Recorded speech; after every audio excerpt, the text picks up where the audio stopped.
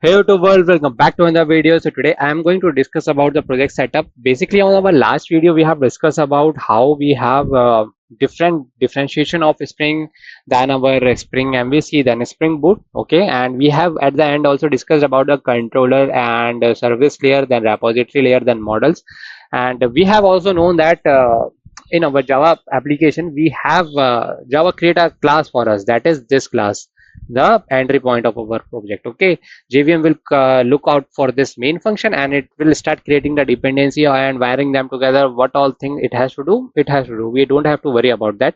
So inside this as well we have to create something so that we can start working on our project. Okay, so this is something which is a practical kind of thing and I want you to follow up it on it. Okay, so let's go to my Eclipse, and this is my Eclipse.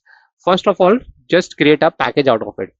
Okay, in the same package do a right click, and after doing the right click you will create a new, and that is a package. Okay, and you have to give that name, that is it will be inside my initial, and I will start creating with a controller, controller. Okay, that's it, finish.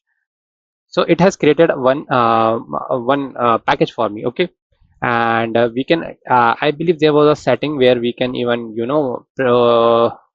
like hierarchy. Yeah, so inside it I will create a new package. Controller has been created. Now I will create my models. Okay, models has been created. Now I will create something like mm, you know another package called repository service, service. Okay, and then I will create something called my let's say repositories, initials dot repo, repo repo. Let's keep it repo. Cool. So these are the, if you see clearly, these are something which are created inside my public classes. Okay, and it is coming to the flat. I want to, there was a package which we can use. Okay, anything anyway, so inside that you can create a new class. Basically I can create it as a user class. User class is also a user user I, let's put it as a user I because user is also a class inside Java. Okay, so inherit, you need a public static void main, specify it here. You need a constructor from superclass. No, we don't need that, just finish it.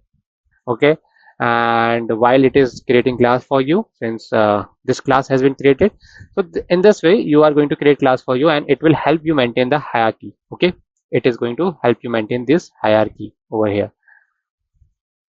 Cool.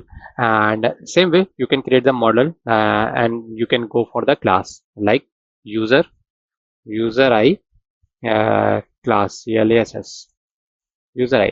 Let's keep it user I. Okay, and let me do a finish of it. So this is the user I class where I will define my user type, like it's string, username, password, whatever, getter, setter method. So this is the way like how you create your your packages and classes inside it, and then you maintain your code. Okay, and if you see, everything is coming inside one major class. So this is how the things is going to work for you. And there is a view in which we see it in a hierarchy view, but I don't think my system is responding to that. Actually it was a much better way of showing the, yeah, this one. See, it is much better way, right? You are much easily able to view this. So this is a much better way. By after that you can create your controller, your models, everything here in this way. Okay, so hopefully you have liked this video, and if you have liked the video, I will be stopping here right now and we will continue this video after a period of time. Okay.